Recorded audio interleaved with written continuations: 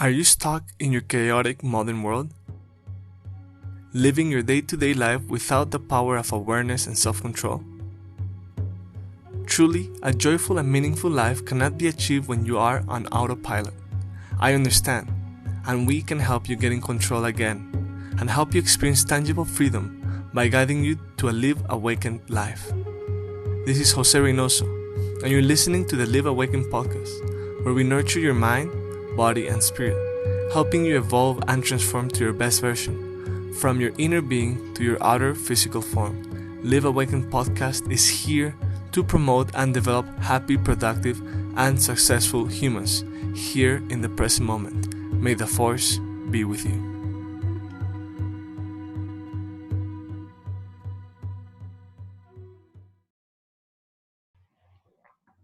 Okay, welcome everybody. This is Urban Awakening and I'm Jose Reynoso. Today we have Jeff Chilton. He studied ethnomycology at the University of Washington in the late 60s. And in 1973, he began a 10-year career as a large-scale commercial mushroom grower. A founder of Mycomedia, which sponsored 4 mushroom conferences from 1979 to 1985.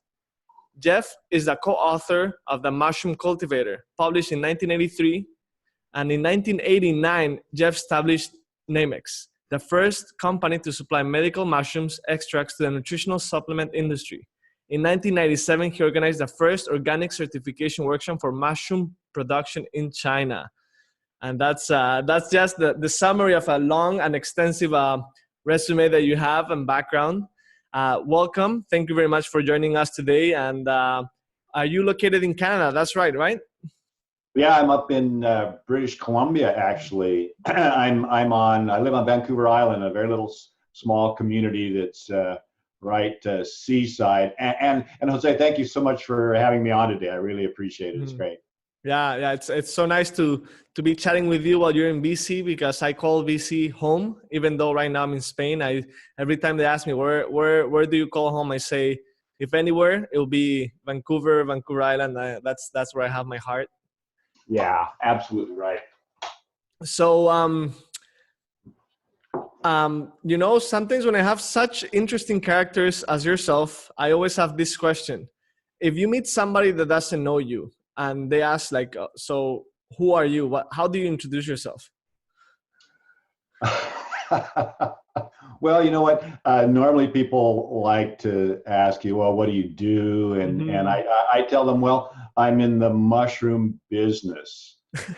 And then if they get any deeper, I'll tell them, well, I sell bulk mushroom extracts to the supplement industry. And that's kind of the basics of what we do. We sell bulk extract powders that companies buy. They put them in capsules, bottles, put their label on, and they sell them into retail. We're a wholesaler. Wholesaler. Okay. Yeah. So I bet many of the mushroom products I've tried, I'm sure they come from your farm. So before we get into the aspect of the mushroom cultivation, let's start with a book that you wrote. It was co-authored, the Mushroom Cultivator book. I read somewhere, because I haven't been able to get my hands on it. It's pretty rare, like even online. They're like, I've seen the book go for 150 euros in Europe and for $60 in the US or whatnot. Somebody stated that the Mushroom Cultivator by Paul Stets and J.S. Chilton is easily the best source of information for growing mushrooms at home. I guess it has changed a generation, the book, because I was reading along the internet. Now you can find reviews and everything, and everybody is like, this book is like the Bible for growing mushrooms. If you're serious into growing your own fungi, get this book. Well, what's interesting is, and this is part of the history of it all. Back in the 1970s, people were just kind of discovering mushrooms, and my generation was discovering mushrooms and the shamanic side of them. And so a lot of people were out looking for mushrooms that produce visions, let's say. Mm-hmm. And in the mid 70s, a couple small little books came out that were about how to grow magic mushrooms. Mm-hmm. And and our book, and what was going on in a sense, all of a sudden, from having to go out and find these things in the fields or wherever they grew, which a lot of people were doing, cultivation started to come in. As first of it was these small books, and then in 1983, I mean, I had 10 years of large-scale commercial mushroom growing at the time.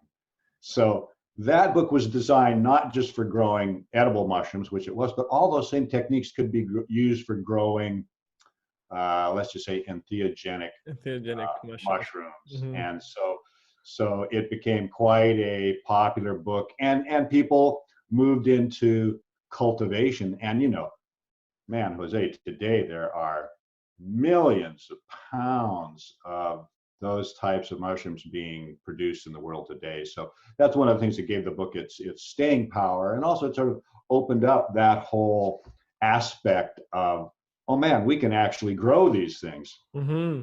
Yeah, I was reading that even though it was written in 1983, it's still not outdated. They say that some techniques, maybe due to technology, we can probably like make more efficient, but still the base, it's the same. And if you want to grow mushrooms efficiently and in a sustainable way, this is the Bible for it. So why don't we go to the beginning? Were you inspired by Robert Gordon Wasson? And for those that don't know who Robert Gordon Wasson was, he was, for my understanding, he was the pioneer in bringing psilocybin or magic mushrooms into the Western world or Western scope after his first encounter with Maria Sabina, right? Yeah, well, it's an interesting story because there was a botanist who was down in Mexico who heard about this in the 30s, and it was Richard Evans Schultes from Harvard University, very famous botanist. And he found a couple of species, not the major species. He didn't find the people that were using them, but he came back and he published on it. Gordon Wasson, with a Russian wife, was looking into mushrooms worldwide and their uses as food, and he heard about the use of psilocybin mushrooms in Mexico. And this fascinated him, so he took a French mycologist with him, and they went down to Oaxaca, up to the Sierra Mazateca and other areas of Oaxaca, and they spent the next 5 years, every summer during the rainy season, they were down there not only hunting mushrooms with the local people, but also they were actually participating in some ceremonies, and he met Maria Sabina.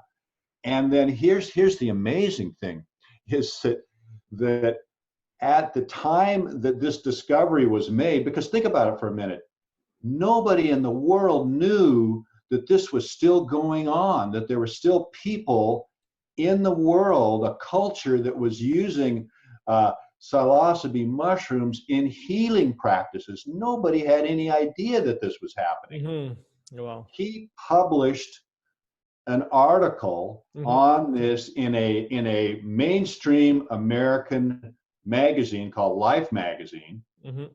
And the headline that was on the cover said, "Amazing discovery, mushrooms that cause vision found in Mexico." Can you imagine? And like isn't this incredible? Isn't this wonderful? And then he went on to write a 2-volume book with this mycologist that was actually only 500 copies were produced.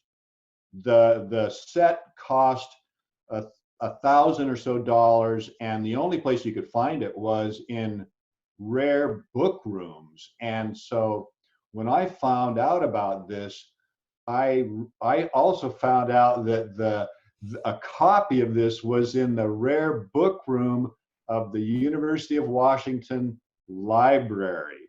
Wow. And when you went there, you went into this beautiful, it was a beautiful old library in this one special room with all these different books. You would have to sign in, and they would go bring this to you, and you could only read it right there. You could not check it out or anything like that. So that was really a big part of my studies. Wow.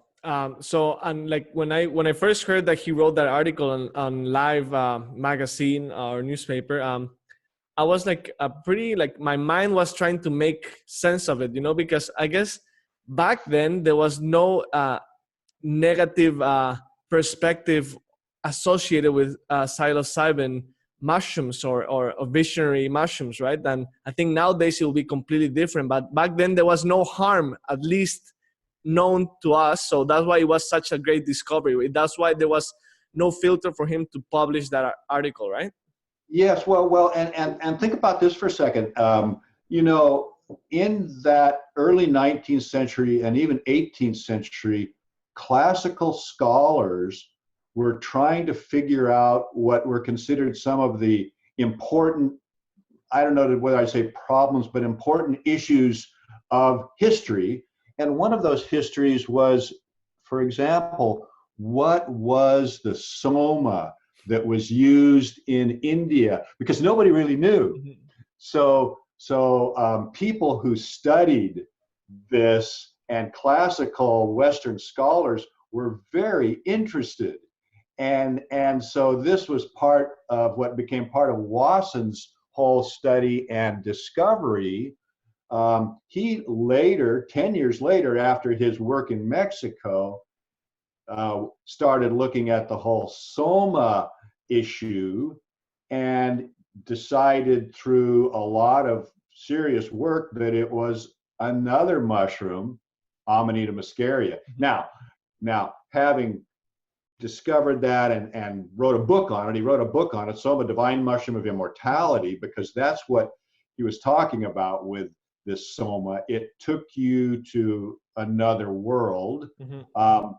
I personally think that the Soma could and could have also been a psilocybe mushroom, and I think a lot of the evidence would point to that as well. And we can talk about Soma later, but it was just interesting. He was one of the first people that actually brought this consciousness or this idea, this awareness of mushrooms as part of ancient religions to a broader audience. Yeah. That actually, you touched upon Soma. That was the question that just popped into my mind when you were talking about Watson's adventures. But before that, you were saying that after this book that Watson released, it opened the doors to maybe put into a new perspective what the church or where those teachings came from, because after that many people have ventured into learning that maybe the sacred sacrament was involved with psilocybin or Amanita muscaria or whatever, right? Oh yeah, absolutely. And you know, here's what's really interesting to me, because what we have here is we have, for example, the use of a mushroom as a sacrament in native practices in Central America. And then we discover through Wasson that it was very likely a mushroom that was the center of an ancient Hindu religion. And then at the exact same time, we have a English scholar who is part of a team of scholars that is looking at the recent discovery of the Dead Sea Scrolls, coming out, his name was John Marco Allegro, coming out and saying the exact same thing about a mushroom being at the heart of Christianity. So think about this for a minute. All of a sudden in the 1960s, we have somebody that is saying a mushroom's at the root of Christianity and the mystical tradition in Christianity, and a mushroom is at the root of the whole Hindu religion and is the Soma, and we've actually found it actively being used in Mexico. for me, I found that absolutely astounding that all of this would come out at this same time. And it just validated what I suspected, because part of my studies at university was around religion and ancient religions, and it validated my feeling and the experience of many others that what was described as a religious experience in these early, whether it be Christianity or the Hindu religion, stemmed from mushrooms and possibly other plants. And that's a very interesting and important point you're mentioning, because for me, I grew up in a Catholic family also, and many things in religion, like I did understand the message of compassion, love, but many things of the miracles and the I think that the juicy parts of the Bible and the teachings, they didn't make sense according to the steps we were given, you know, like when you go to church school or whatever. And as soon as I learned about all this discovery with the mushrooms and 1970, 1960s, I was like, that was the missing link. That was the I guess, like, that was the code that we were not given. And that's why many people drifted away from religion, because it was just based on faith and not experiential practices. And I think it was in a crucial moment of humanity, even though I was not alive in those dates. I think it was a crucial moment that it was, okay, here we are, probably the mushrooms, here we are the experience you're looking for, and now take us around the world. Yes, no, indeed, absolutely right. And you know, when you think about it, first of all, why did we not know about these mushrooms? Why was that hidden?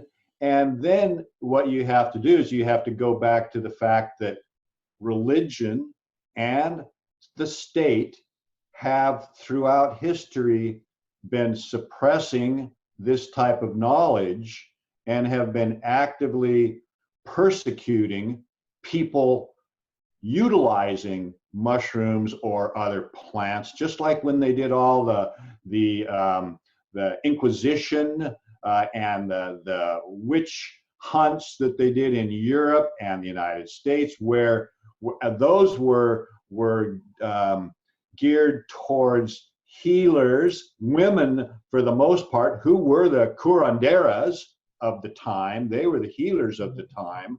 And so you can see that what ultimately had to happen with the use of these plants is it had to go underground.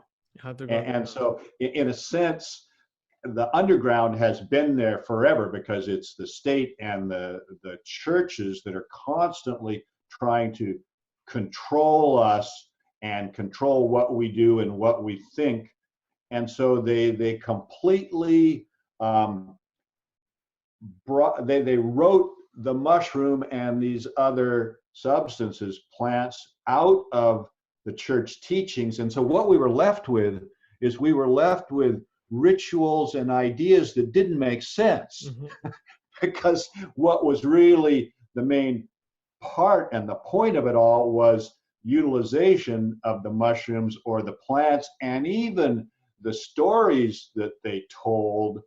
When you look at it from a different perspective, you can see that having a psychoactive plant or a mushroom, it makes sense now when mm-hmm. you think about it. And they also had to start talking in metaphor and in coded language, because at some point the people that were using these realized that they were being persecuted, and they even had to go underground. So a lot of the information that otherwise would have identified what was going on, all of a sudden now it was gone. And unless you knew about the metaphor and coded language, you were completely in the dark. Yeah, definitely. And I think it comes to my mind like when you go to church and you have the body of God or Jesus, like the body, right? Like I'm sure they intended to give us some other body, But then you will create your own experience, and that will definitely take away the power from those levels or the church. But anyways, yeah, it's super interesting, the part of religion, because it definitely, now things make sense, at least for me. And the people have been sharing this information, they're like, aha, it makes sense. It just makes sense that it was intended for you to have your own experience and not to even have to read a book. You create your own reality, your own religion based on your experience, not on somebody else filtering God's message, right? Absolutely right. And you know, the point as well too is you can come together in groups and have these experiences together. Just like today, one of the great examples of this is the Native American Church in the U.S. and parts of Mexico, and also the people in Brazil that use ayahuasca in their churches. Now, I think the Native American Church is a good example. I'm not so sure about some of the organized religions down in Brazil, because even though they use the sacrament, there's a little bit of that organization control, yeah, and groupthink that I think is not positive. But with the Native American Church as a method, that seems to me to be a very positive way of having people, giving them this experience. Because, you know, the issue of the 60s was that we were all consuming mushrooms or other psychoactive compounds with no roadmap. Mm-hmm.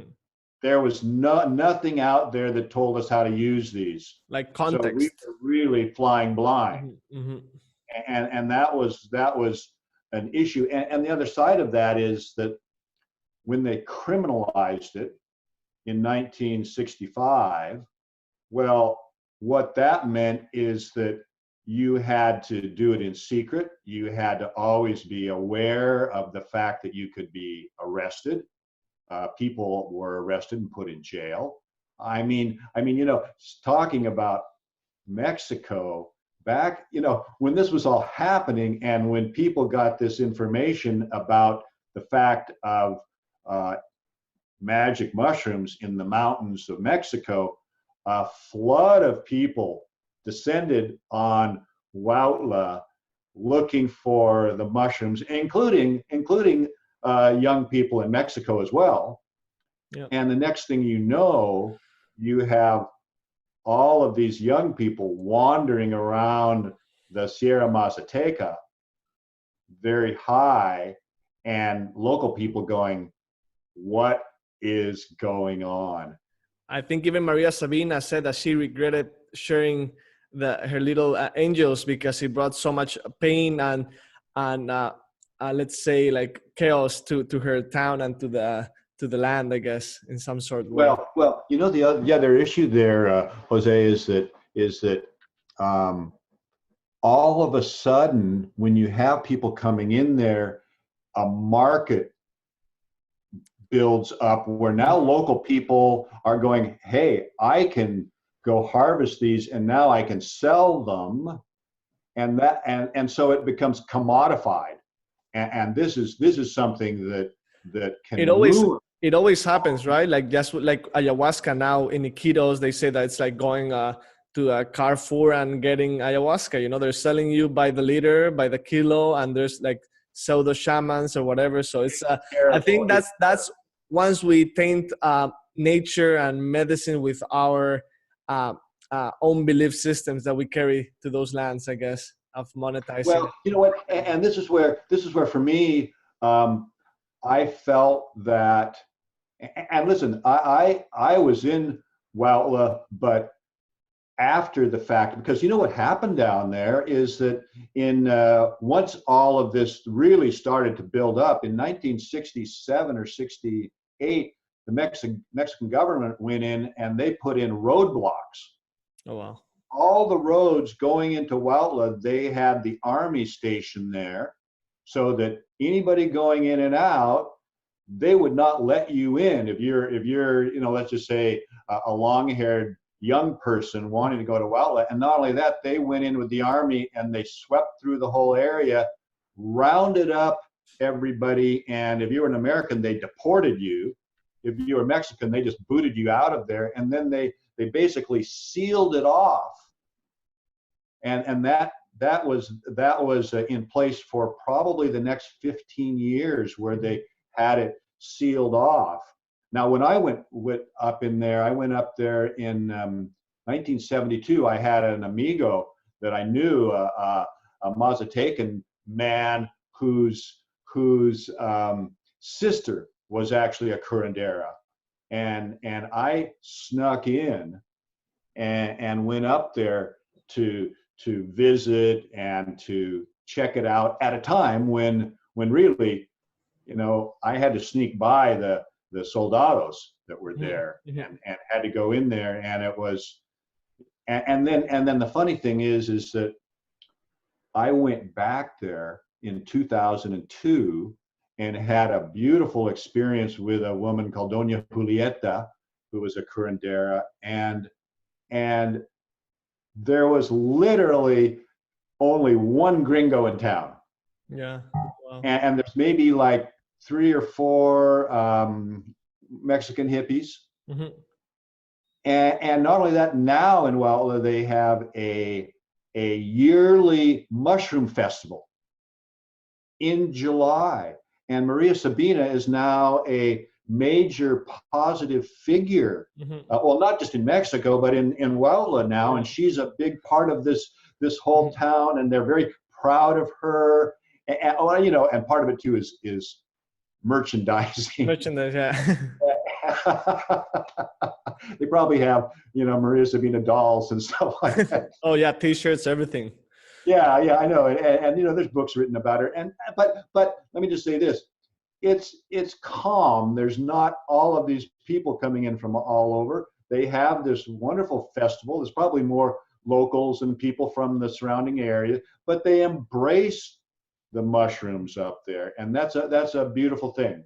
I think it was a period of adaptation. Also, it was I think the mushrooms were a great disruptive technology, if we can call, because it was going against, or it was just taking the veils of religion, politics, power, and what truth is, because it was redefining history. That's what it did. It was like everybody, like from Timothy Leary, Aldous Huxley, they all say that their trip with in the Mexican lands with mushroom, it was the most important day in their life, and they changed the way we perceive the brain and whatnot, right? But Absolutely. You also lived in Mexico, right? Could you tell us a little bit about that? Well, I you know what, when I went to high school in Phoenix, Arizona. Okay. Mexico was just right there, and in high school I was lucky enough to study Spanish. So I had 4 years of Spanish in high school, and there was just something about Mexico that attracted me. So I went down there multiple times in the late 60s. And then in 1971, I went down to Mexico, and I lived in the state of Oaxaca for a year and a half. And literally I had no money. I just lived on a few pesos a day, and I would rent small casitas in different small towns, and it would be, sometimes it was like 50 pesos a month for a adobe floor casita, right? It was very inexpensive. You could live there very cheaply, and I just kind of traveled around. There was still at that point a lot of young people traveling in Mexico. It was a wonderful time, a lot of camaraderie with not only other gringos, but Mexicanas that were traveling around as well. So it was just a period of discovery. It was also for me where I could experience a different culture.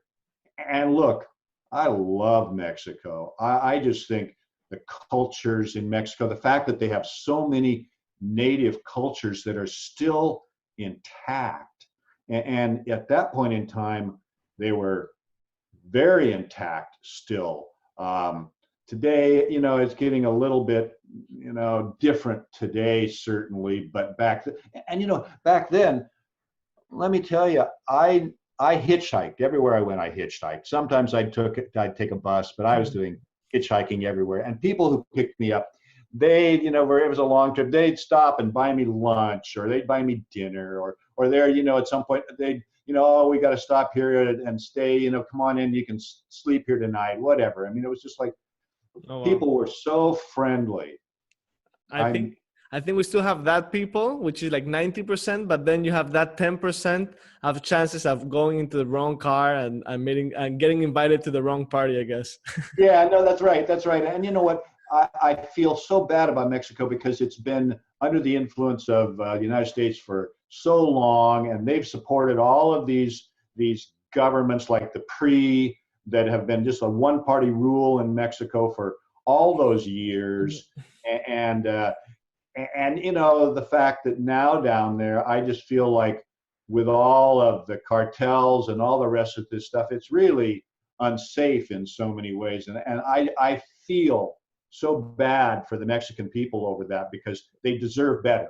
Oh yeah. Mexico is a great country. I must say, I still travel Mexico with my van and my girlfriend all around, and I stay in small towns, and people still come out and welcome the gringos, even though I don't look gringo, but they see the license plate from British Columbia and they bring us beer or sandwiches or tacos, whatever. Yeah. So when was your first ceremony in Mexico? Because before going to Mexico, you never tried a ceremony outside of Mexico, right? Or did you? That's right. I never did. You know what? Actually, during that trip down there, I didn't really have a ceremony. When I did make it to Wildland 71 with my amigo, it turns out that it wasn't the rainy season. So there weren't any around. So ultimately, he and I, and he was a really interesting guy, Joaquin. Mazatecos are very short. They're like, 5'1", 5'2", or something like that. Very sturdy, up and down hills, day in, day out. Very strong people, very interesting people. He and I shared a toke that night, and he actually, this was what was interesting about that.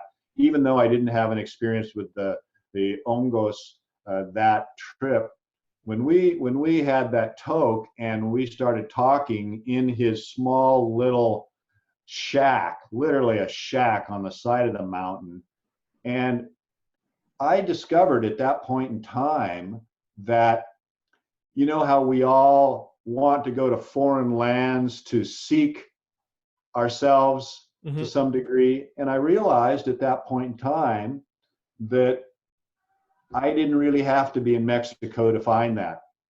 And that's what I found in Mexico. I found that, in fact, yes, I could do that back where I lived, that what I was looking for was back there. I didn't have to go all the way to Mexico. But in fact, coming to Mexico, I did ultimately come to that realization that it's all really within us, and that it, in a lot of cases, what we're looking for is just in our own backyard, because we're really looking for, our true self, and we're trying to have that experience of the essence of that energy level out there, the samadhi, the bliss. That's what we're looking for. We're looking to get back to the source. To get back home. Yes. As I mentioned before, you co-authored the book Mushroom Cultivator with Paul Stamets. Where do you meet Paul Stamets? Because it looks like you guys were like meant to connect in this earth, because you're like the fungi wizards and experts. Well, you know what? When in 1973, after coming back from my year and a half in Mexico, I realized that I wanted to become a mushroom cultivator. And there's only one mushroom farm in Washington State. I went to that mushroom farm, I applied, I got a job.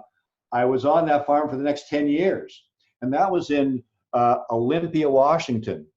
And during the next 10 years, Olympia, Washington became a center of people interested in psychoactive mushrooms, and also where there were conferences that was the beginning of conferences that brought together Gordon Wasson, Albert Hofmann, the man that discovered LSD, Richard Evans Schultes, the man that pretty much elucidated ayahuasca, and also was the man I was talking about that was in Mexico in the 30s that discovered mushroom use there. So mushroom conferences started to be held there, and I met Paul. He was a student at the time at a local university. And he got wind of the fact that I was there at this mushroom farm. This was about 1977 or something. And so we met. And at the time, you know, he was growing mushrooms in jars and very, you know, the techniques were not very good. Bootleg mushroom growing. Yeah, and I was working on a large farm. We had, you know, had it all dialed in really well. And so we got together, became very close friends. And in fact, we even started up, he and I and two other people started up a organization that actually had mushroom conferences. And then we sort of continued on with it. And our conferences were strictly about mushrooms, and my role in these conferences was cultivation. Paul was a lot of identification, and we had other people talking about identification and things like that. But this was the point I'm kind of telling you about, because in the mid-70s, books were being written too about the fact of we have these psychoactive mushrooms, these psilocybes, in the Pacific Northwest, in British Columbia, in Oregon, in Washington, and people are out there looking for them and discovering them. So we have these field guides being written. Paul wrote one, somebody else wrote one, but at the same time that this was happening, one of the things that I brought to it was cultivation. And so in the run-up to 1983, Paul and I were close. We were working together on cultivation, and we decided to write this book, which essentially, once that book was published, the ability to cultivate in a major way just opened that whole thing up. And you know what happened was, a lot of people, because of that, all of a sudden you didn't see people out in the fields anymore, walking around looking for the wild psilocybes anymore.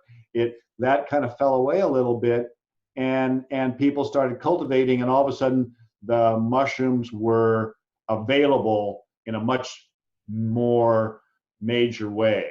The last conference we had, by the way, Jose, the last conference we had in 1983 or 84, I think it was, our keynote speaker was Terence McKenna. I was just actually, my next question was going to be about that last conference, which was named, titled End of Millennium Mushroom Conference, right?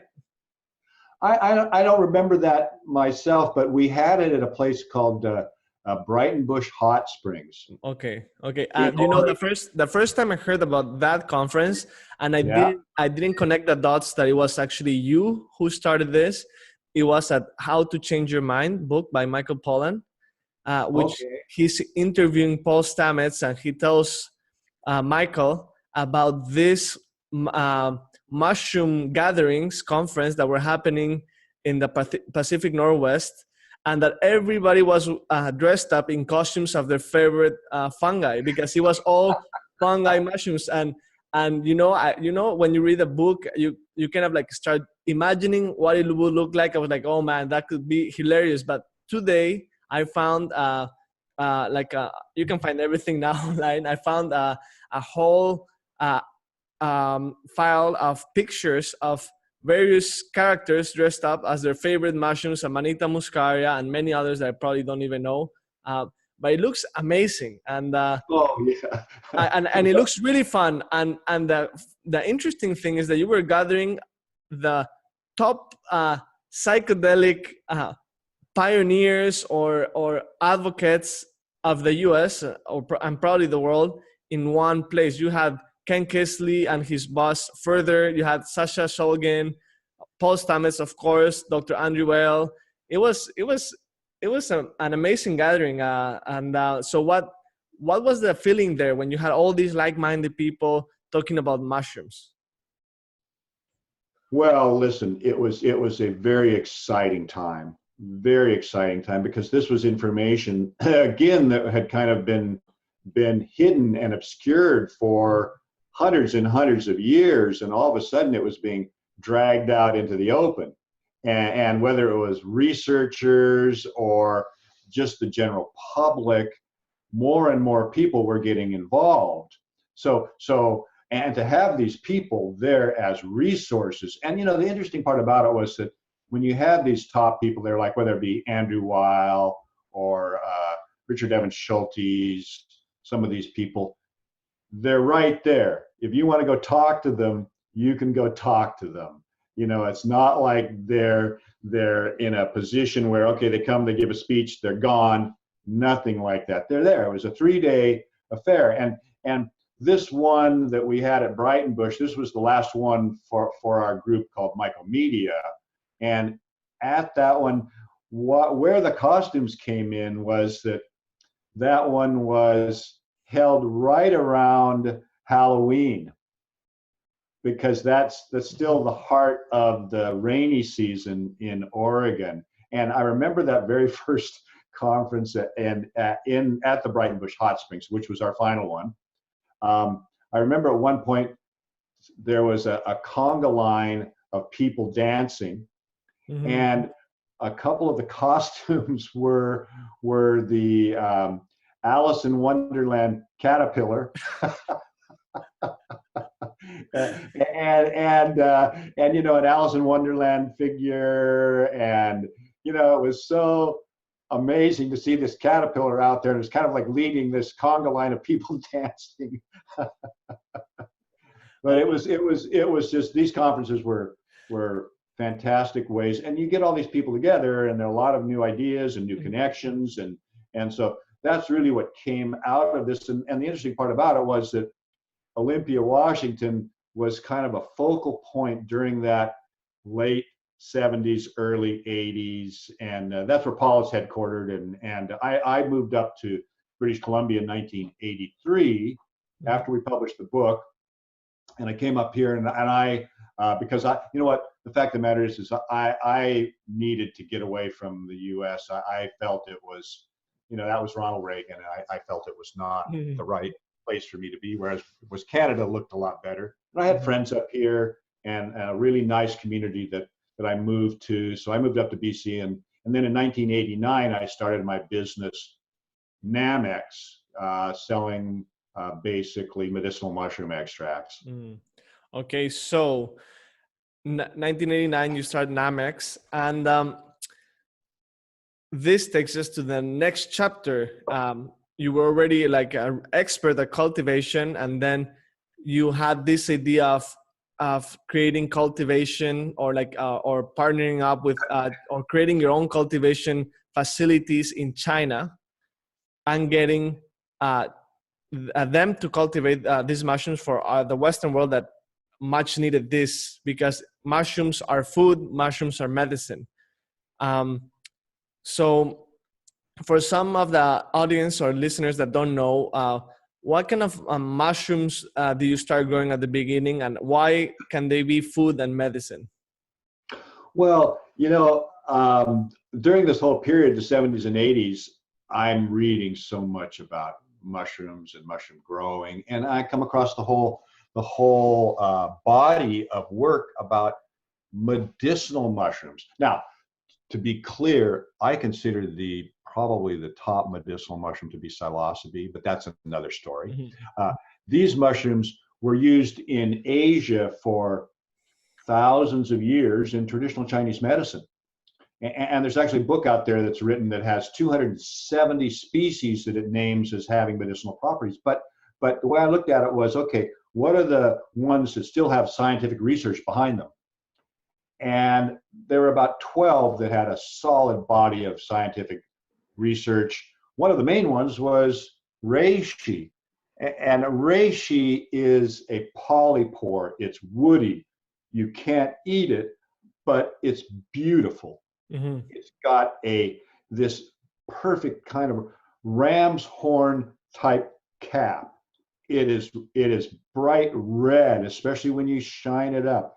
It's a beautiful mushroom. It is in Chinese mythologies. You see it in their architecture in different places and in symbols of it everywhere. And it's considered a longevity herb in China. It's also called the mushroom of immortality.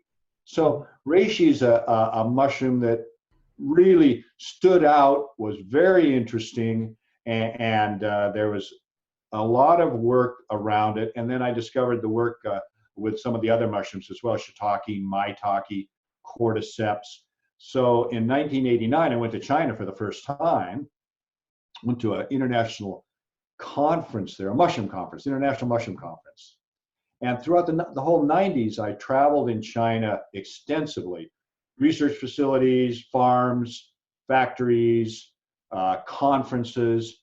And here's the issue is that I'm a mushroom grower by trade. I know the economics of growing mushrooms. And I realized that you can grow mushrooms for food purposes in North America, but mushrooms are 90% water. Supplements are dry. So when you take and grow those mushrooms and sell them for $5 a pound, and then you dry them out, 90% water. Now it's like what you got $5 for. That now you have to get $50 for a pound of dried mushrooms. The economics don't work. So that people know this, no company in the United States is growing mushrooms for use as nutritional supplements. I realized that. I went to China. I organized mushroom growing in China. And look, China grows 85% of the world's mushrooms. Wow. 85% of the world's mushrooms. And they have tens of thousands of mushroom growers in China. Lots and lots of small producers. In 1997, I went to China with a large organic certifier. We had the first organic certification workshop for mushrooms in China, 1997. So I organized that. I partnered up with people who could make extracts for me, and we've been getting all of our mushrooms and mushroom extracts made in China since that time. And again, because you cannot grow mushrooms in North America and be able to sell them economically as supplements. And on that point, I want to be clear about something, because a lot of people will say, oh, gee, I see lots of mushroom supplements that say made in the USA. What they make in the USA is not mushroom, it is mycelium, and they grow it on sterilized grain. And then after the mycelium covers the grain, and this is all done in a laboratory, it's all sterile, they will dry it, grind it to a powder, grain and all, and then these companies will call it mushroom. And the easiest way for somebody to visualize this, Jose, is tempeh. There's a food out there called tempeh. And let me give you the test. Do you know how tempeh is made? Yeah. I actually know because I love tempeh. So it's oh, good. Okay. It's soy with a mix of rice grains that is all like pureed, and then it's mixed, and then it's fermented. Let ferment in a cold, moldy environment or the fridge kind of thing. I think they have to add a bacteria or something. Is that correct? Okay, I was going to ask you, what do they ferment it with? Do you know what they ferment it with? I should know, but I don't remember. That's fine. Give me 1 second. No. I'm just going to put the light. I want to get the light. Sure.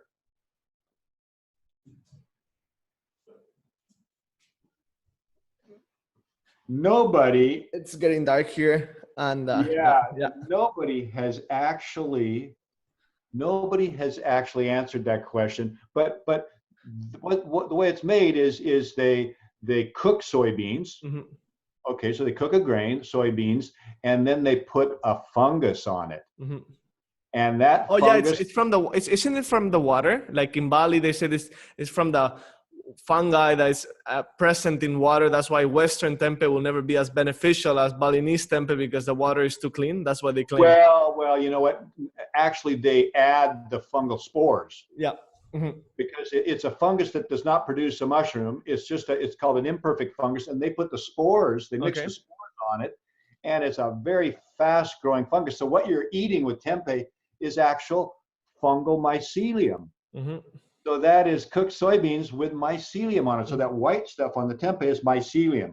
Hmm. So that is what people in the United States are growing and selling as mushroom. So we're buying grains basically. You're buying grains basically. Uh, And if you look very closely at the label, it will say, well, sometimes it will say, if you turn it over, it will say mycelium. And if you look in the others, sometimes it will say myceliated oats, myceliated rice. But on the front panel, it will say reishi mushroom, shiitake mushroom, and it will have a picture of a mushroom. And so when you go to buy it, you literally think that you are actually getting a mushroom product when you are not. okay, so to share this with the audience, so if it says mycelium in the back or wherever, if it says mycelium, you're not actually getting the mushroom, you're getting grain, right? That's right. And the That's right. labeling will be like buying a juice that says 100% natural juice, even though it has been pasteurized and maybe added some vitamin C and whatever for this, to stabilize the and enhance the shelf life, right? So it's You know what? Those products are, and here's the thing: we and they're expensive. measure. They're expensive. Expensive Oh, mycelium products, really expensive. it's very expensive grain powder. Very expensive grain powder. And the problem is that when we analyze those products, they're very low in beta glucans. And the beta glucans are why mushrooms are medicinal. Without the beta glucans, it's not a medicinal mushroom. That's the line. That's what makes it medicinal. So they're very low in beta glucan. Mushrooms are high in beta glucans. Those products are very high in starch. Mushrooms don't have any starch. Yeah. So those products, when you analyze them, they're 30 to 60% starch from all of the grain that is still in the product, and they're very low in actual beta glucans, which is what you are looking for. So what's beta glucan? Well, beta glucan is a polysaccharide, and it has the ability to activate the production of immune cells in the human body. So when we take that mushroom supplement, or we drink the tea, or we even eat mushrooms, those beta glucans will go down, and we have receptor sites in our small intestine, and those beta glucans will hit those receptor sites. And if we need an immunological boost, those receptor sites will stimulate the production of immune cells, which are called macrophages, natural killer cells, T cells. So that will activate these immune cells, which will then go out and start to look for any invaders that we have that are in our blood or in our system to destroy them. So that's what the beta glucans do. They activate our immunity, and that's really, you have to think about medicinal mushrooms as much as anything else as preventive medicine. Yeah. Take them, use them. They sit in the background. They're not, it's not like me drinking a cup of coffee and a couple of hours later going, wow, I'm really stimulated, right? Not like it. It's not like taking ibuprofen and going, my headache's gone, or aspirin or something. That's not how mushrooms work. You have to take them for a while. They work in the background, and then they're helping you stay healthy. Look at them as a preventive medicine. Okay, so basically, we're buying a mycelium or grain mycelium.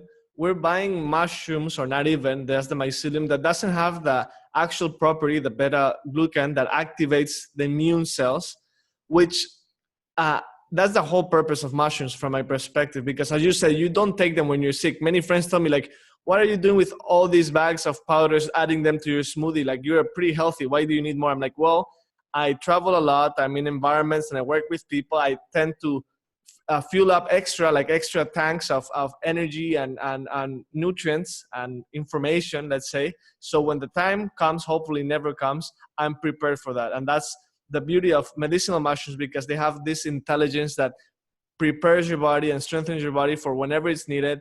It knows how to not even react, how to counteract whatever. Exactly. No, that's absolutely right, and then you're doing the right thing. It's just like when people like my sons, they will have a smoothie every day, Mm-hmm.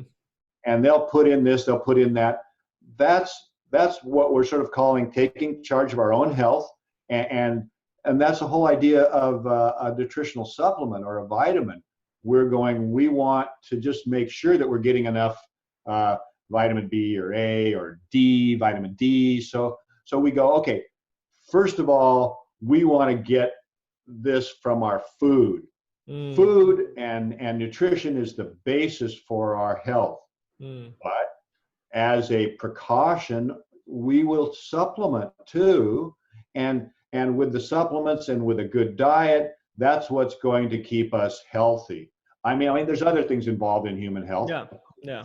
Like exercise and not only that, where you live. You live in a city, well, you're breathing in air that's not great, and there's stresses that come with the city. If you're in a car a lot, oh man, the stresses that come in with just being in a car, driving in traffic. Yeah.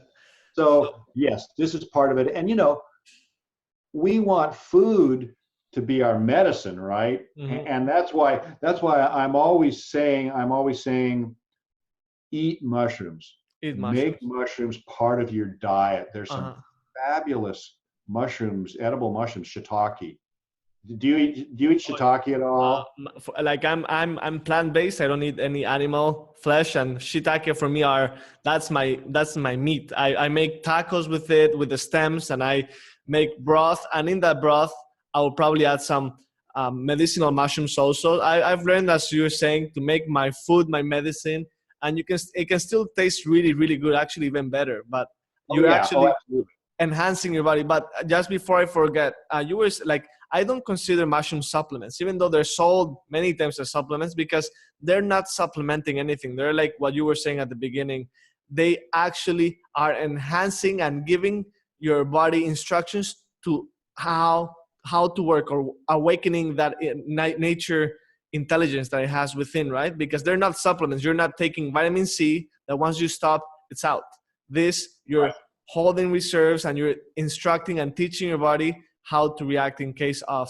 And then there's the other spectrum, the people that instead of taking them as a preventative lifestyle option, they will get sick and they go to Whole Foods or wherever, Whole Check, and they will buy all the medicinal mushrooms, take them all, and they say, oh, they don't work. Because as anything, nature works slowly and its own tempo, and you have to start building your reserves, and it takes weeks, months, and whatever, like even years to really get to an optimal state using these medicines, right? Oh, I totally agree. Yeah, that's well stated. That's exactly right. And we do want our food. I mean, that's the foundation.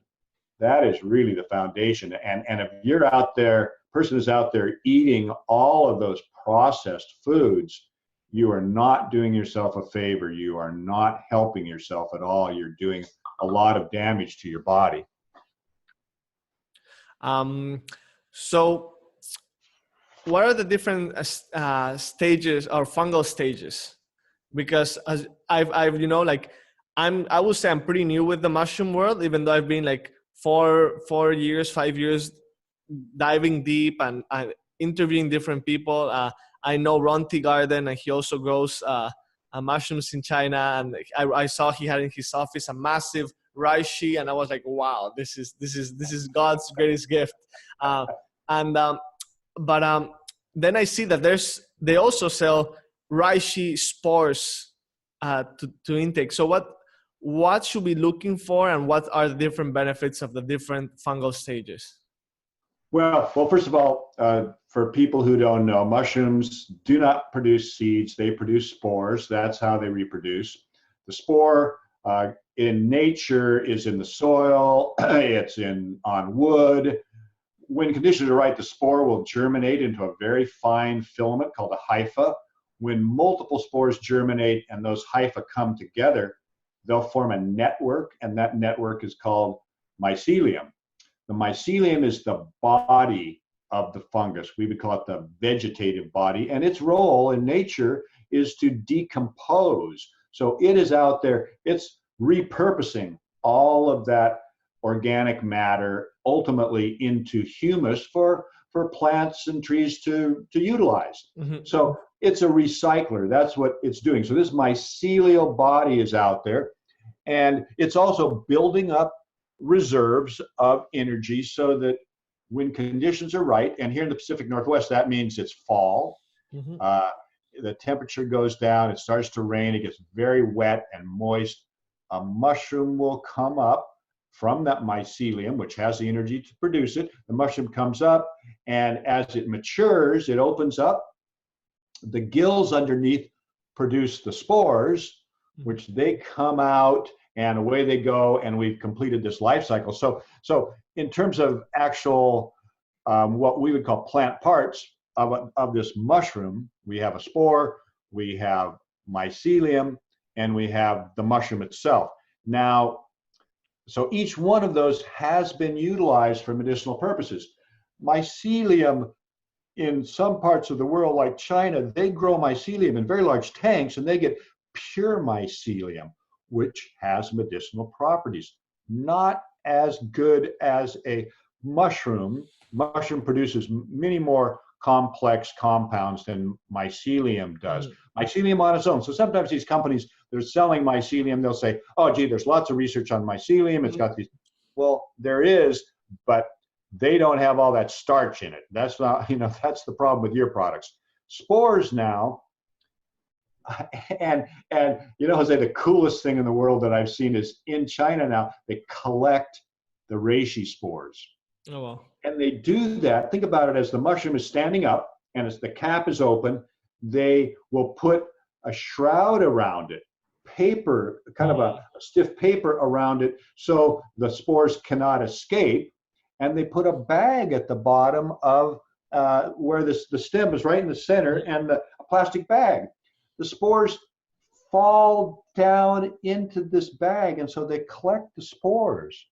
And one reishi mushroom can produce half a kilo, 500 grams of spores. It is incredible. Wow. Well, the reason they're doing that now is because they did some research in China that indicated that spores have medicinal benefits. I've looked at that research, and there's other scientists that I know in China that's looked at the research, and I'm not convinced that those spores have benefits. Now two things. A spore, if you just consume the spore like you're eating a mushroom and it's got spores and you're consuming, the spores go right through you. We cannot crack that hard shell that the spore is in. Mm-hmm. So a spore, we can't eat spores, but what they do in China is they put them in a process where they claim to crack the shell of the spore. So they talk about it as cracked spores or broken spores, but and it's really pricey. It's really pricey when I see the products of reishi spores. It's crazy, and you know what? The spores, what's inside of them are actually fatty acids, and those fats are there to give energy when that spore germinates. That's like a seed. A seed has energy in it, enough energy just to get whatever it is, and this seed get the plant growing, and then it starts to absorb nutrients from the soil. Same with the spore. It gets that hypha growing out, and then the hypha gets onto its food source and gets its food from that. But it's mostly fatty acids. And there's claims for all sorts of what's really inside the spore, but I personally don't, from what I've seen of the research, I don't really think that spores are a beneficial medicinal product. So we don't sell them. I don't encourage people to buy them. They're too expensive. A lot of the spore, sometimes they'll sell spore oil, and actually, you know, the problem is maybe you get this bottle of spore oil, and actually what it is be a soft gel, and inside would be the spore oil. I know people that have bought that and they said, you know what, most of that oil turned out to be just vegetable oil. How do you really know what's in that capsule? Oh, yeah. How do you really know how much is reishi spore oil? Even if it were 100% spore oil, does it really have any benefits? Personally, I don't think so. Yeah, I guess they realize that the Western world likes expensive and very unique products, and they're banking on it, right? They have to make their Christmas, like we say in Mexico. Well, yeah. And although, let me say this quickly, that the spore business just started out in China, and companies in China were selling these spore products, and they claimed that this reishi spore would do everything in the world that you can imagine. And so that's really where it got its start. And now it's kind of filtered over to the US. And I just think that until there's some really good research, avoid it. It's not really credible, in my opinion. Yeah, and I think we'll need lots of independent research, because if you pay the right scientists and you tell them what to look for, they will always find that. That's what has been happening with the FDA for as long as I remember, I guess, you know? Absolutely. So, you know, I have to confess that I've always been, you know, I don't know, maybe because it's from my own superstitions or own dogmatic way of thinking regarding China, that like, oh, I want Canadian grown mushrooms, or that's how I found your company actually in the beginning, where I want US grown fungi. Is there, you started since 87 or 89, you said, the organic training in China. Can we trust organic Chinese mushrooms?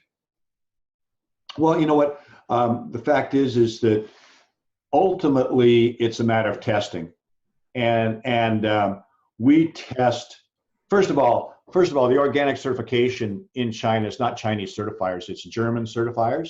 Okay. So it's a high quality certification organization, and then before our products even leave China, they are tested for pesticides, they're tested for heavy metals, they're tested for microorganisms, all being tested in third-party laboratories that are international laboratories, not like in-house in China or anything like that. And then when our products get over to North America, we test them again with different laboratories over here. So our products are all tested twice. And look, I understand people should always be aware of the fact that there are food products, there are supplements that, I mean, so much of our food and is being grown with chemicals. I mean, the millions of tons of chemicals are put on crops in Canada, in the United States. Unless you're buying organic, you can be sure that you will be getting a certain amount of pesticides or other problem chemicals in your food. Right now, they've shown in the United States that there's all sorts of contamination now with glyphosates, which are a product of this Roundup, which is a chemical that gets sprayed on a lot of crops in North America. So I totally understand, and I've been certified organic since 1992. We certified growers in China in 1997. I believe in organic certification. I believe in clean food. I'm totally against the use of chemicals on food. So for me, I have to be selling a clean product. So no, everybody has to be vigilant about what they purchase. And I'm also somebody who totally believes in buying local. If I can buy local, I will. I don't like it when I see an apple in my market that comes from New Zealand. I mean, why? Yeah. Yeah. I Why? want I want local food. But again, the issue is simply that it's too expensive to grow mushrooms as supplements in Okay. North America. So I have to take my organic ethic to China and say, look, you need to start thinking about this. And you know what? China is really, believe it or not, they're doing a lot. And there are lots of companies that are growing organically now and are looking at this method of production. And that's important. We have to push them, just like in China now, they're the world's #1 producer of solar cells. And they Yeah. have more solar cells in place than anywhere else. They have electric trains. When I'm over there, I'm riding around in China on a train that's going 300 kilometers an hour. Wow. It's Electric train. fantastic. Wow. Yeah, it's fantastic. And so people can talk about China all they want, but I just say, look in your own backyard, because your companies in your country are using tons of chemicals. Yeah. Yeah. Okay. Thank you for letting me know that and give me a peace of mind.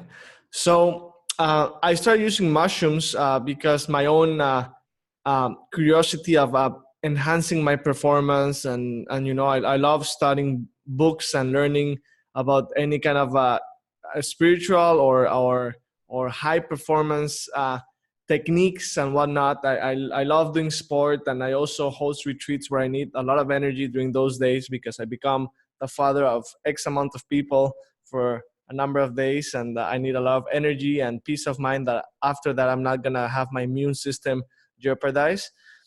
Um, I'm gonna tell you the mushrooms I usually tend to get at the shop, and if you could tell us a little bit about them, of the ones you want, maybe. Reishi, you already mentioned it. Lion's mane, it's becoming a big trend because sadly enough, many of our parents or elderly people are not even that elderly, just relatives are having brain issues. What's lion's mane for? Well, lion's mane actually has compounds that stimulate what's called nerve growth factor. Mm-hmm. And nerve growth factor is a chemical that we have in our head that will stimulate the production of nerve cells, neurites. And nerve cells are being destroyed and created all the time in our body.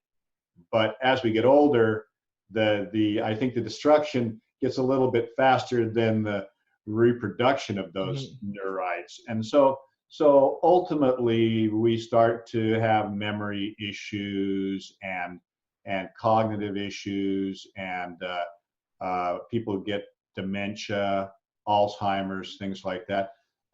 Lion's mane has demonstrated in actual clinical trials that it can enhance people's cognition, and there have been actual clinical studies with using a very low amount, using 3 grams of just dried mushroom powder to enhance that. So right now, and this is all part of what are called nootropics. There's a real big category out there of nootropics, and that's sort of like anybody that can anything that can actually stimulate our performance in some way. And what's interesting, of course, is that now microdosing of psilocybin is considered part of nootropics as well, and so a lot of people are doing that. But lion's mane is our top selling product right now. Okay. We can hardly keep it in stock. Everybody wants lion's mane, and it just goes to show you too how everybody out there, whether it's young or old, feels like if we can get some sort of cognitive benefits, we want them. Mm-hmm. For me, the nootropic that I love is it's called coffee. Coffee. Topic about coffee. There's I'm sure there's a brand that is promoting a mix of chaga and coffee as a mixture. Is there any benefit in that, or is it just like the boost of the coffee plus the magic of the chaga? You know what? There are a lot of innovative products out there. And I mean, our customers are putting mushrooms into everything. Yeah, I make chocolate with it. Many people do. I make soups. I'm salad dressings. I just put it all over the place. And sometimes that reminds me of what Paul Stamets said to Michael Pollan in his interview, saying that he truly believes that the fungi is using us as a vehicle of propagation, that they are taking over the world using us as the vehicle. Yeah, I personally, I don't subscribe to a lot of Paul's theories, like mycelium is the internet of the world. Look, we live in a very large organism made up of multiple species. We're all working together in this. Gaia is something where we're all working together. The idea that, you know, we're kind of isolating this one thing, like, oh yeah, mycelium, it's an isolated thing and it's the internet. That's like total baloney in my opinion. You know, it's even like when it's out there decomposing things, mycelium is working with bacteria, it's working with insects, communication. I mean, do you really think there's one organism that is in charge of all the communication on this earth? No. Too much responsibility. Yeah, every organism is communicating in various ways.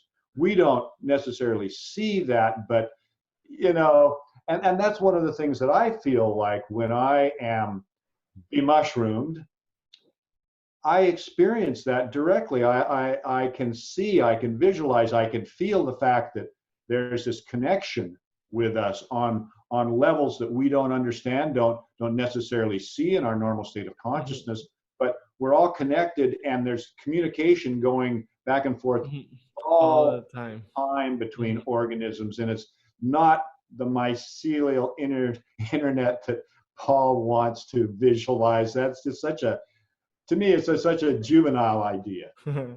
Okay, next one. Chaga. What are the benefits of chaga? And why would somebody like to take it?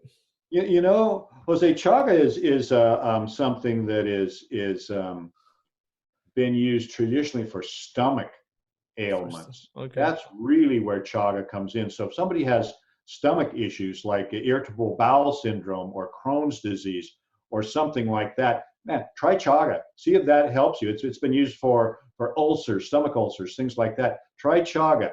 It was also used how would they have to take it for stomach issues? What would be the... I would say make a tea out of it. Tea. Okay.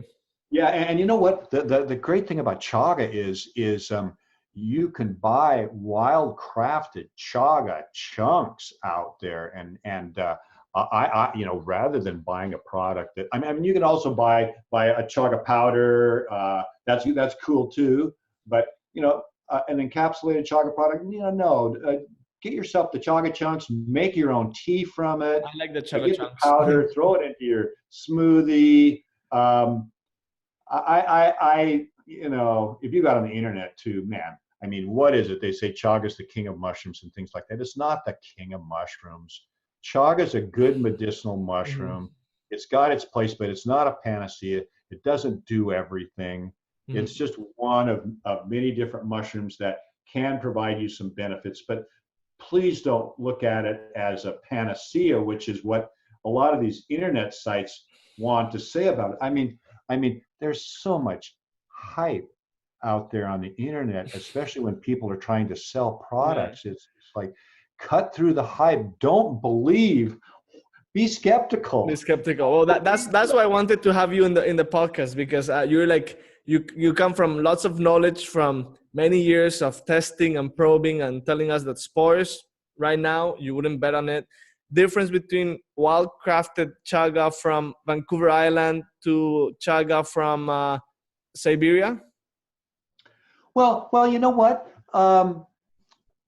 What we found, we did some testing years ago, and what we found was that the chaga that was growing on alder trees was not as powerful as the chaga that was grown on birch trees. Oh, okay. So depending on the tree it's growing on, it may not be as potent. And you know what's interesting about chaga is chaga, it's not a mushroom. It's not even mycelium or a sclerotia. And a sclerotia, for people that don't know, a sclerotia, some fungi, they will produce a very hard mass of mycelium that grows underground. And it's like a truffle. And that's called a sclerotia, and it's pure 100% mycelium. Sometimes chaga is called a sclerotia. We even have it on our products as a sclerotia, but actually it's a canker. The mycelium is inside that tree, and that tree at some point reacts to that mycelium, which is consuming the tree, reacts, and it pushes out this canker off the side of the tree, which is mostly woody tissue with some mycelium in it, and it forms this really gnarly black canker form, irregular, which is really weird. And for those people that think, oh yeah, you're damaging the tree, look, when you're harvesting it, no, you're not. You're not damaging the tree at all. That canker is growing off of there.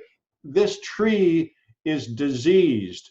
When you see that canker, that's a dead tree standing.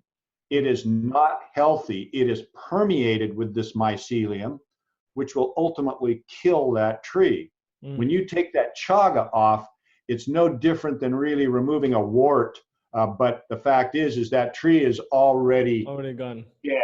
It's already, I mean, it's not dead at that point. It's living, and it may be alive to some degree, but it is dying because that chaga is going to completely take it over until finally the tree collapses and gets consumed completely. But if you see that chaga on there, it's a diseased tree. Chaga is a parasite. Okay.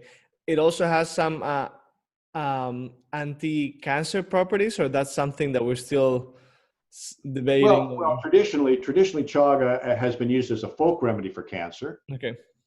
There are claims that chaga is the top antioxidant out there. Yeah. I'm not so sure because you know what? The fact is that they all base that on what's called an ORAC test, ORAC, and ORAC tests have been demonstrated to have very little validity. So you can't base a statement like that on a ORAC test, which is what a lot of people do. It scores very high on ORAC, but that may be just very meaningless. I mean, all mushrooms have antioxidant abilities. So, and chaga probably does as well. But is it the number one? I don't know that that's true either. Okay. And isn't it interesting how it's like, I'm not going to say, oh yeah, it'll do everything for you. It'll do everything well. Yeah, they have to sell their product. It's the same story with the spores. As soon as there's a small beep somewhere, they will say that was the beep that created the world. And yeah, it's marketing, I guess. That's why we have to do our research and test it for ourselves. And I guess in the end, if you believe that it's the one mushroom or a mycelium or whatever that will heal the world, you can believe it. It's up to you. That's right. That's absolutely right. Yeah. That's absolutely right. But I think the important thing, and what I really try to do is just educate people. An educated decision.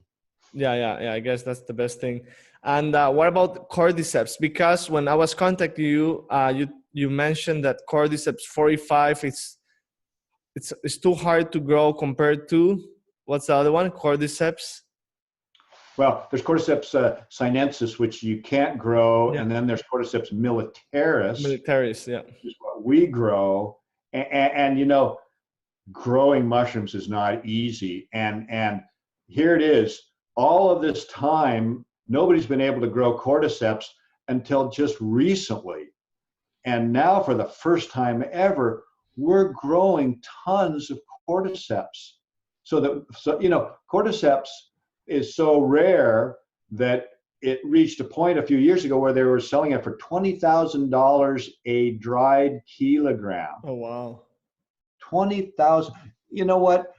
That price was just absolutely ridiculous because nobody could consume it regularly without breaking their bank and putting them into poverty.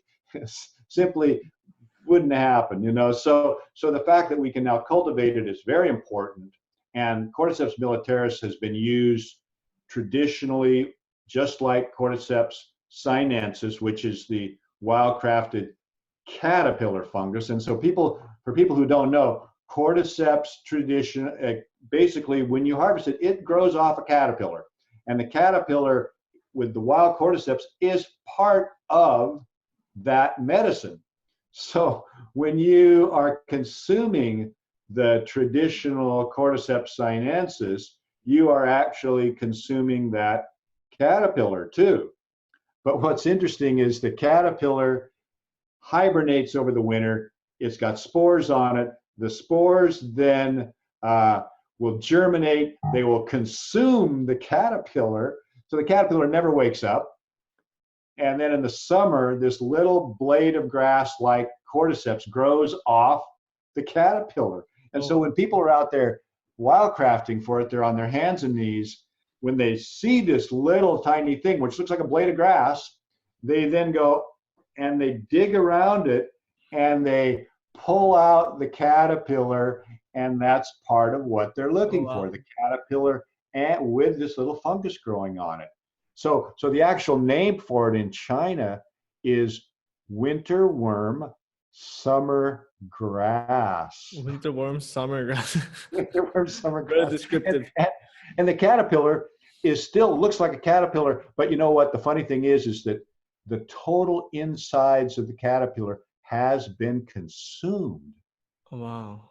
It's the mycelium has consumed the whole inside, and it's actually a sclerotia inside. It's a hardened mass of mycelium, but the caterpillar body, the skin, is still there. So you have this caterpillar with this little tiny blade of grass like fungus growing off of it, and that is the traditional winter worm summer grass that they use traditionally as a medicine. And what they use it for is fatigue. When people are coming out of a long illness, they'll give them Cordyceps to help them escape that period where they're tired, they lack energy, they can't seem to get healthy again. They give them Cordyceps. The idea of fatigue has then translated over here to the West, where people use Cordyceps for athletic types of issues, but maybe just general. If you generally feel weak and a malaise and like your immunity doesn't feel right, Cordyceps could be a good supplement for a person. Okay, awesome.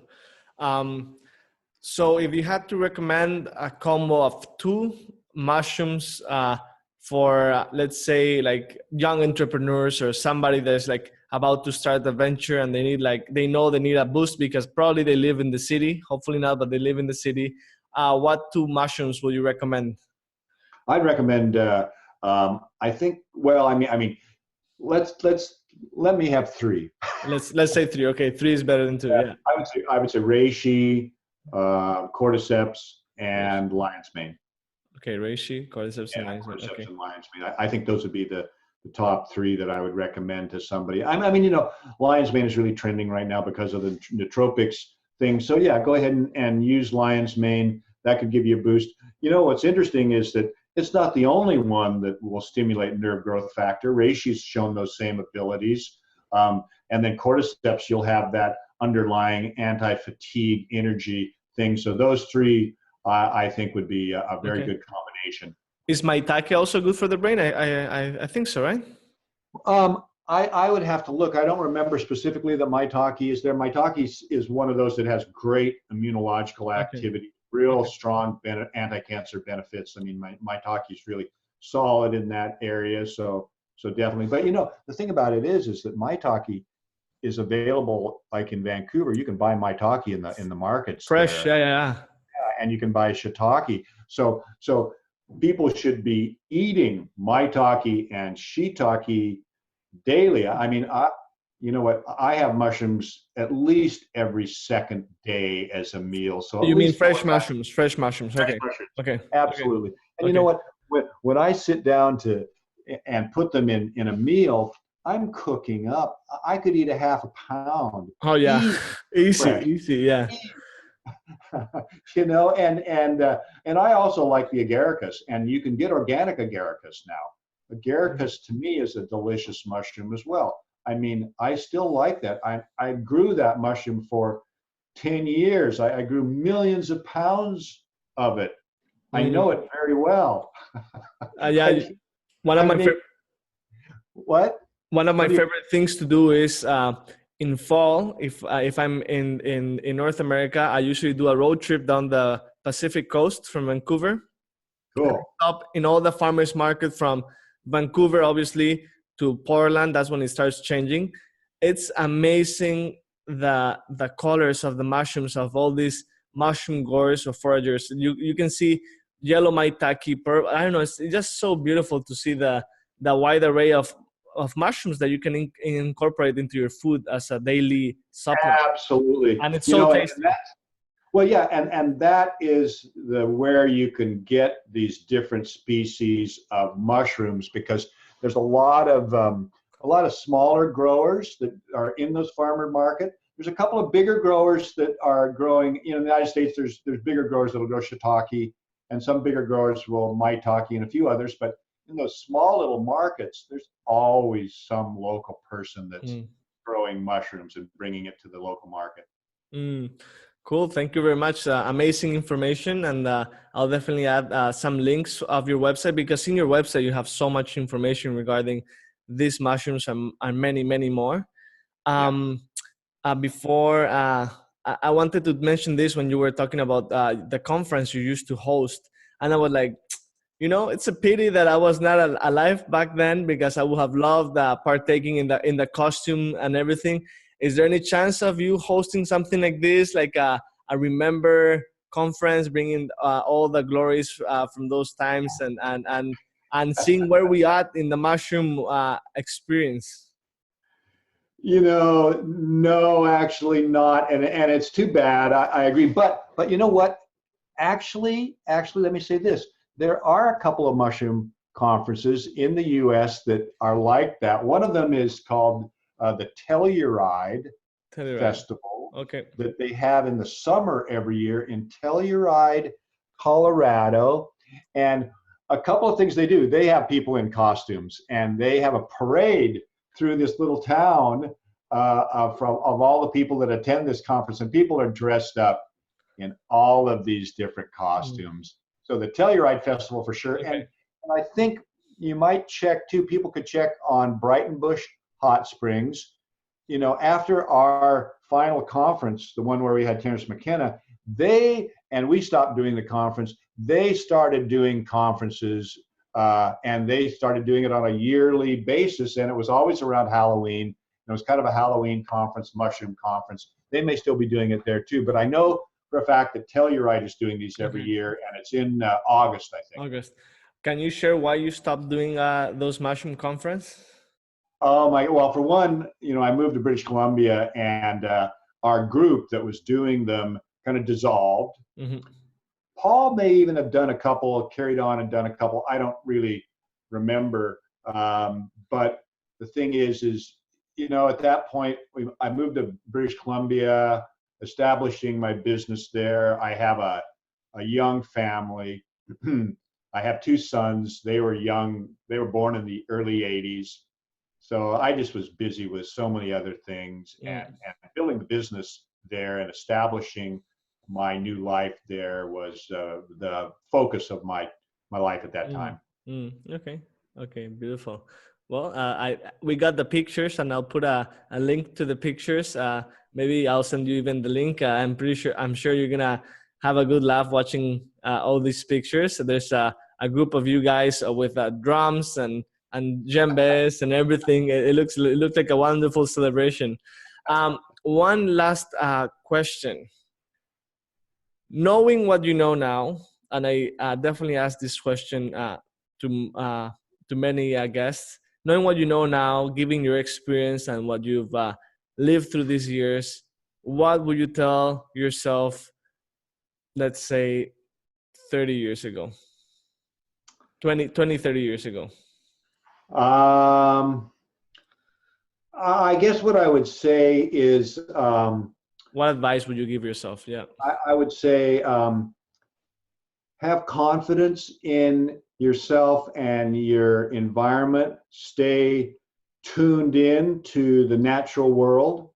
Um, um, um, get out and be in nature as much as possible, which I did actually. But I guess again, just stay focused on what's important, and spread as much love as possible with your friends and family. Beautiful. I think you've done a great job spreading the love, spreading the mushroom information and mushroom power. So it's been a great chat, and it's been very inspiring to hear your story and know where you started and where you're standing now. And thank you for promoting organic and sustainable farming in China, so us, the rest of the world, can enjoy mushrooms without having to pay $20,000 per kilo. And yeah, I'm excited to maybe visit you one day when I'm up in that area of the world. And thank you very much. Oh, absolutely. Thank you for having me, Jose. And it's my pleasure to make this connection with you. And you're absolutely welcome to come up to Tofino. I'd love to have you up here. And you know, we've got so much that we could talk about. This is just a small amount. I'd love to hang out with you. So Oh yeah, let's keep definitely. that in mind, and let's make that happen. Blessing.